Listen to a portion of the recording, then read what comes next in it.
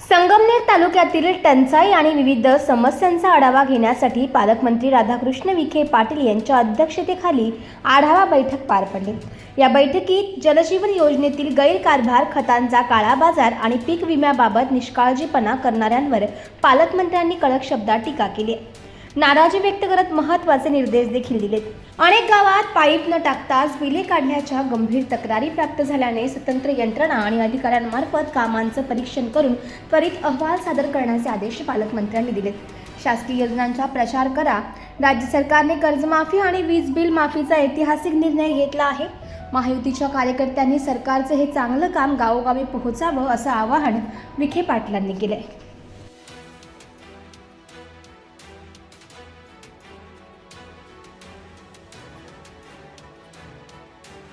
आज SIRच्या संबंधामध्ये आज एक विस्तारित चर्चा आपल्या झाली आणि अनेक चांगल्या सूचना आपल्या BLA 1 BLA 2 चे जे आज पदाधिकारी उपस्थित आहेत त्यांनी सुद्धा चांगल्या सूचना केलेल्या आहेत। खरं म्हणजे भारतीय निवडणूक आयोगानं ही पहिल्यांदाच एवढ्या मोठ्या प्रमाणामध्ये सर्वेक्षणाची मोहीम हाती घेतली आहे, ज्यामध्ये बोगस मतदान असेल, आपल्या देशात घुसखोरी करणाऱ्या लोकांनी मतदानाचा त्या ठिकाणी अधिकार प्राप्त केला असेल, दुबार मतदान असेल, ग्रामपंचायतीकडे मतदान आहे, नगरपालिकेकडे मतदान आहे, असे अनेक वेगवेगळे संदर्भ आहेत आणि त्याला 2002 मला वाटतं बरोबर 2च्या मतदार यादीचा आधार घेतला का। आता हे BLO जातात, BLOच्या तक्रारी आहेत, मग काही लोक खाजगी ठिकाणी बसतात, वेगवेगळ्या कार्यालयात जाऊन बसतात। अभिप्रेत आहे की त्यांनी घरोघर जावं आणि जो व्हेरिफिकेशनचा फॉर्म नंबर 8 आहे त्याची लोकांना अजून कल्पना नाही। मला वाटतं पुढे आणखीन जागरूकता करण्याची आवश्यकता आहे, कारण वेळ कमी आहे। सुदैवानं निवडणूक आयोगानं आता ही मला वाटतं मर्यादा 9 ऑगस्ट 8 ऑगस्ट पर्यंत आता पोस्टपोन केलेली आहे, मुदतवाढ दिलेली आहे। अजूनही काही भागामध्ये 40%, 50% इतकं असंच काम झालेलं आहे, 60% काम झालेलं आहे। हे कार्यकर्त्याची जबाबदारी आहे। ते BLOला काय पडलेलं नाही, तो आज उद्या बदलून जाईल, दुसरीकडे काम केलं नाही, ती कारवाई होईल, निलंबित होईल, बदलून जाईल, तुम्ही कुठे जाणार? तिथंच राहणार ना। तर तुम्ही तिथंच राहणार आहे। उद्या तुमच्या गावाच्या मतदार याद्या जर व्यवस्थित झालं नाही तर उद्या तुम्हाला त्या अडचणी आहे, हे तुम्ही लक्षात। हे काय आपण BLA 1 नेमलाय आणि BLA 2 नेमलाय आणि तो पाहिल काय करायचं त्याचं काय उपयोग नाही। आता BLA 2 म्हणतात आम्ही कशा करता करायचं, आम्हाला मानधनच नाही। अशी काही तक्रार आहे का मानधन मिळालं द्यावं म्हणून? हे काही मानधनाचं काम नाही, हे आपल्या देशाच्या निवडणूक आयोगानं दिलेली मतदार यादीच्या पुनर्निरीक्षणासाठी ही संधी आहे।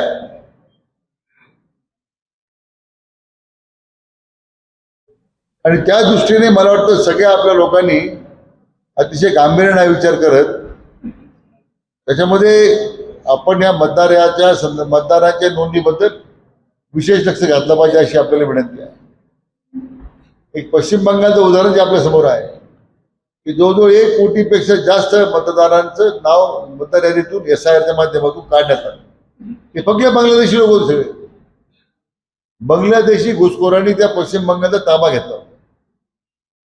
आज त्याचे नाव काढल्याबरोबर त्या पश्चिम बंगालच्या जनतेनं आज आदरणीय प्रधानमंत्री नरेंद्र मोदीजी यांच्या नेतृत्वावर भरभरून त्या ठिकाणी विश्वास व्यक्त केला।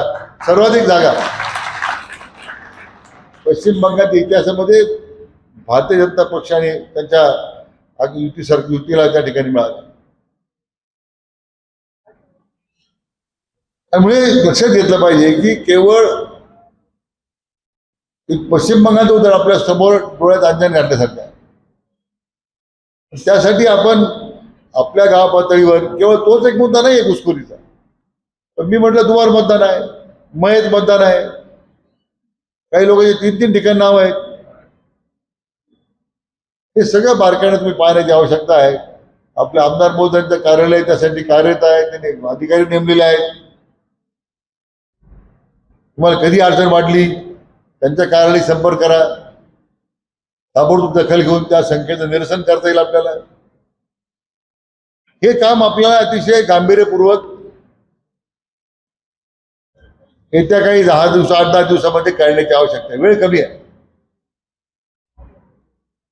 आणि मला खात्री आहे की निश्चितपणे या आढावा बैठकीच्या निमित्तानं ज्या ज्या उणिवा समोर आल्या किंवा ज्या ज्या शंका आपल्या मनामध्ये होत्या त्या शंकेचं निरसन मान्य प्रांताधिकारी महोदयांनी केलेलं आहे.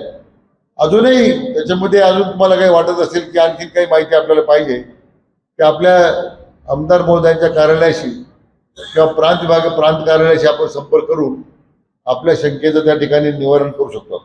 आज टंचाई आढावाच्या बैठकीनिमित्ताने आज जी वस्तुस्थिती गेल्या 1.5 वर्षापासून 2 वर्षापासून संगमनेरमध्ये परिवर्तन झाल्यानंतर ज्या पद्धतीने आता कामं होत आहे, म्हणजे एक काळ असा होता साहेब का तक्रारीचा पाडा सकाळी सुरू झाल्यानंतर आपल्याला संध्याकाळपर्यंत तो थांबत नव्हता. तक्रारी कमी होत चालल्यात, अधिकाऱ्यांचं सुद्धा आपल्याला सगळ्यांना चांगलं सहकार्य मिळत आहे, परंतु आपली जबाबदारी सुद्धा त्या दृष्टीने आहे.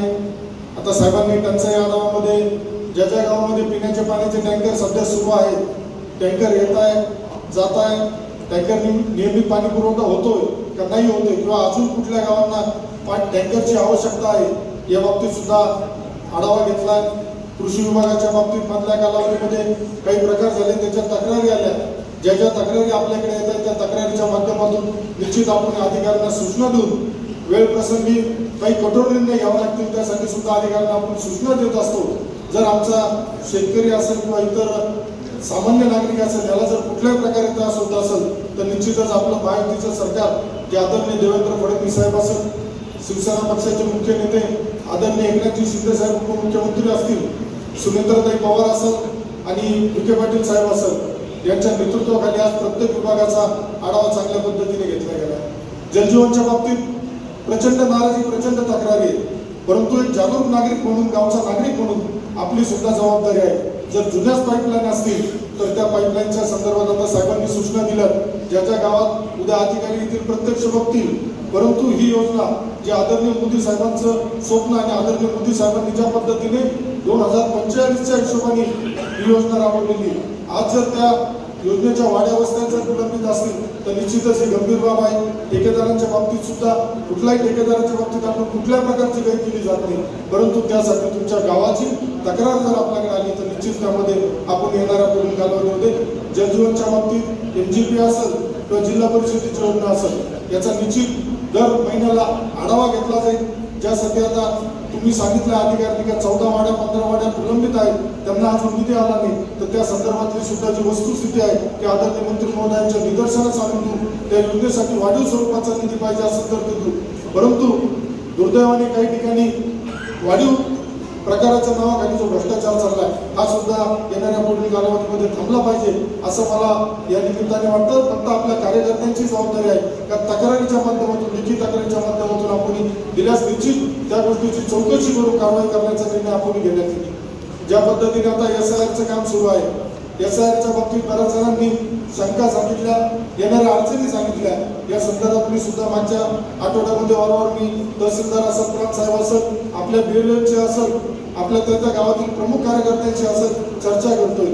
मी गुलवाडी सारख्या ठिकाणी गेलो होतो, गुलवाडी गटाची बैठक घेतली, त्यामध्ये सुद्धा ज्या अडचणी आल्या, जे प्रश्न आले काम करताना तुम्हाला फील्डवर, त्या तत्काळ आपण तहसीलदार साहेबांना सांगून त्याच्यामध्ये सुधारणा करण्याबाबत सांगितलं होतं. परंतु SIRच्या बाबतीत आज आपल्याकडची परिस्थिती जी आहे, यापूर्वी बिहार सारख्या ठिकाणी झालं, पश्चिम बंगालला झालं, त्यामुळं काही त्याच्यातल्या अडचणी ज्या होत्या त्या या लोकांना समजल्यामुळं त्याचा काही ठिकाणी दुरुपयोग करण्याचा प्रयत्न होतोय. परंतु ह्याच गोष्टी आपल्याला निदर्शनास आणून देण्याचं काम आपल्याला करायचं आहे. आज जे आपलं हक्काचं मतदान आहे, जे आपल्या विचाराचं मतदान आहे, पहिलं हे आपल्याला त्याच्यामध्ये करून घेणं त्याच्यामध्ये गरजेचं होतं. आज मॅपिंग अनमॅपिंग बऱ्याचशा गोष्टी जाणवल्या. बऱ्याचशा जणांनी सांगितलं का काही मतदान 2002 मध्ये जरी होतं, परंतु आज जर तिथं प्रत्यक्ष राहत नसतील तर निश्चित त्यासाठी आपल्याला लिखित तक्रार दिली पाहिजे. कुठलाही BLO आपल्याला सहकार्य करत नाही असं आज बऱ्याच जणांनी इथं सांगितलंय, तर जे BLO आपल्याला सहकार्य करत नाही त्यांची तक्रार आपण तहसीलदार आणि प्रांत साहेबांकडे लेखी स्वरूपात दिली पाहिजे. फोन करून किंवा SMS च्या माध्यमातून देऊन त्याचा उपयोग होणार नाही. लेखी स्वरूपात तुम्ही तक्रार करा. जर तो BLO तसं कामचुकारपणाचं काम करत असेल किंवा चुकीचं काम करत असेल तर निश्चित त्याच्यावरती निवडणूक आयोगाकडून सरकारकडून कारवाई केली जाईल. आणि अशी कारवाईची वेळ मला वाटत नाही का कुठल्या BLOला वाटत असेल का आमच्यावरती कारवाई व्हावी. जे बऱ्याचशा बाबी सांगितल्या गेल्या त्या बऱ्याचशा जन्मदाखल्यांमध्ये अचानक बदल करण्यात आले, ते याबाबत सुद्धा प्रांत साहेबांनी त्याची दखल घेतलेली आहे. तर ते बदल करताना जर आधार कार्ड हे बनावट आधार कार्ड वापरले गेले का याची सुद्धा शहानिशा केली गेली पाहिजे. त्या संदर्भात मला वाटतं लिखित तक्रार झालेली आहे. त्यामुळं या संगमनेर तालुक्यातून आपल्याला SIRचं आज याचा परिणाम ग्रामपंचायत स्तरावरती जे कार्यकर्ते काम करतात, येणाऱ्या पुढील कालावधीमध्ये आपल्याला 90 ग्रामपंचायती तालुक्याच्या होणार आहे. जिल्हा परिषद पंचायत समिती बाकी. परंतु आज जसं सुकेवाडीचं उदाहरण दिलं गेलं त्यात 95 आणि 96 या दोन गोष्टीचं. परंतु आज एक गोष्ट लक्षात घ्या, मतदार हा तालुक्यातच राहतोय, पण तुम्हाला खरं काम कुठलं करायचं आहे